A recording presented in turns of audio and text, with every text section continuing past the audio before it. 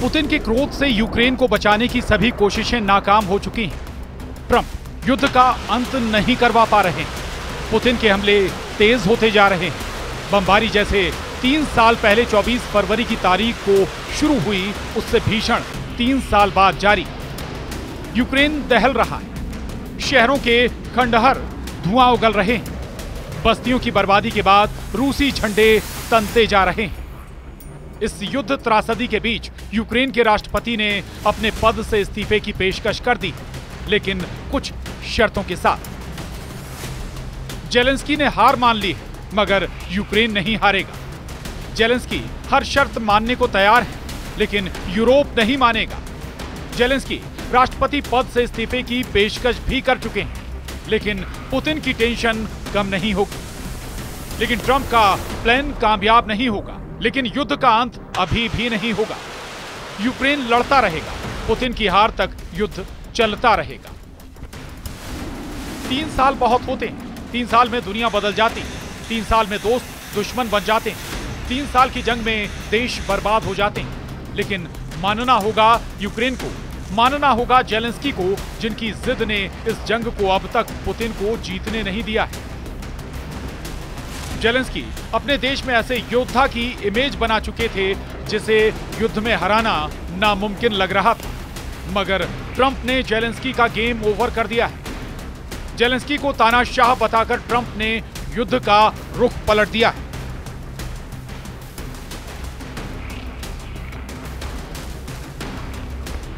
हालांकि जेलेंस्की ने भी सुपर पावर की सारी चाल की काट तलाश ली है। जेलेंस्की खुद को शहीद करके भी अपने देश की सिक्योरिटी का सॉलिड बंदोबस्त कर रहे हैं। इसके साथ ही जेलेंस्की ये श्योरिटी भी दे रहे हैं कि पुतिन का युद्ध से पीछा नहीं छूटने वाला।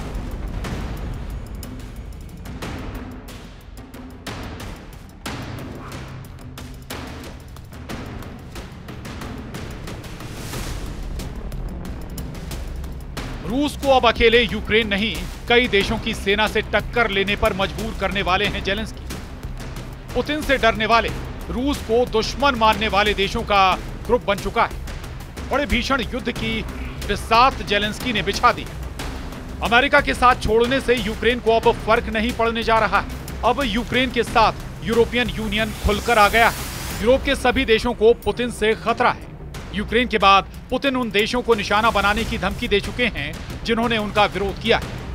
ऐसे में यूरोप के सभी देश एकजुट हो चुके हैं। इसकी तस्दीक यूरोपियन यूनियन चीफ की कीव विजिट से हो चुकी।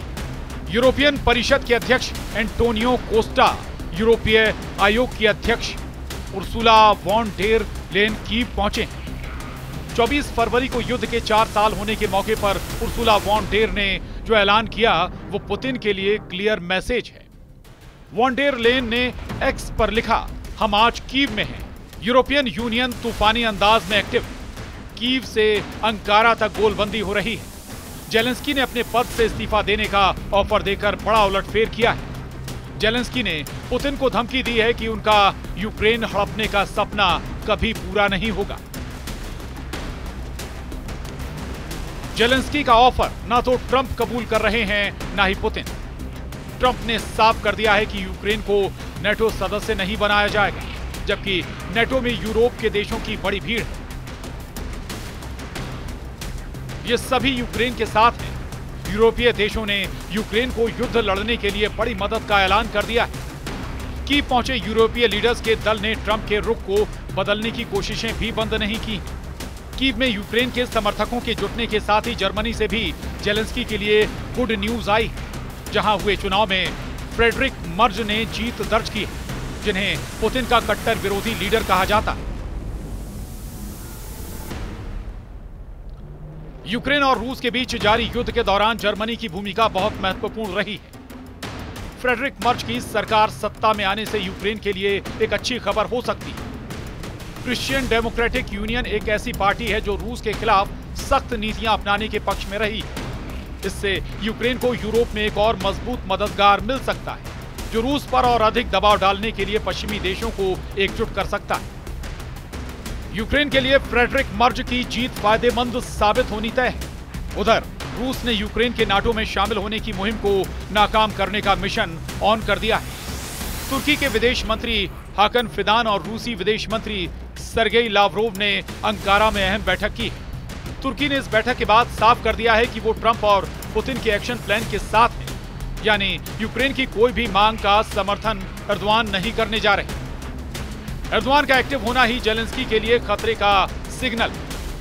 एर्दोआन ऐसे लीडर हैं जिन्हें जहां फायदा दिखता है वो उसी गुट के हो जाते हैं। फिलहाल प्रेसिडेंट ट्रंप ने पुतिन से दोस्ती गांठ ली।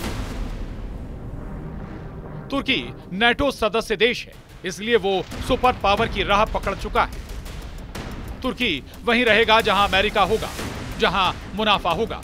यानी ये जो वॉर प्लान है वो अब यूरोप बनाम पुतिन हो चुका है, जिसमें एक तरफ तो रूस और अमेरिका हैं, दूसरी तरफ यूक्रेन और यूरोप के 31 देश। यूरोपीय संघ यूरोप के 27 देशों का एक समूह है।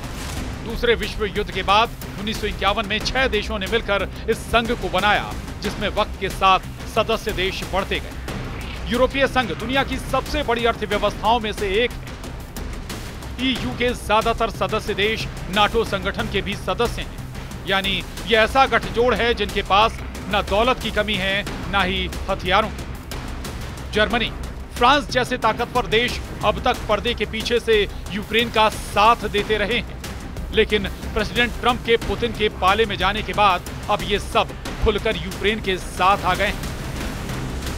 तो क्या रूस स्टैंड बदलेगा? प्रेसिडेंट पुतिन का नेक्स्ट प्लान क्या है? बेहद डरावनी जानकारी क्रेमलिन ने दी है। रूस और अमेरिका के टॉप ऑफिशियल की बातचीत चल रही है। मॉस्को में हो रही हाई लेवल मीटिंग से पुतिन के अगले हमले का क्लू मिलने वाला है।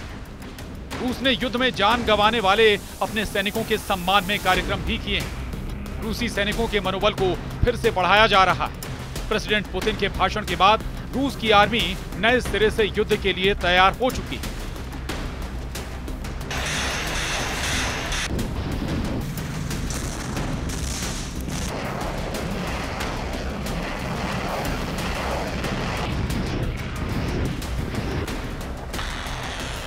मतलब अब आर पार का घमासान शुरू होने जा रहा है। रूस यूक्रेन की हार तक हमले करेगा। इस बीच जो आएगा उसे भी पुतिन का प्रचंड प्रहार झेलना होगा। वो फिर चाहे यूरोप का कोई देश हो या फिर नेटो जैसा सैन्य संगठन। पुतिन की जीत की राह में आने वाला कोई भी अब सलामत नहीं बच सकता। रूस के एटमी हथियारों के वॉर जोन में उतरने का ऐलान भी हो चुका है।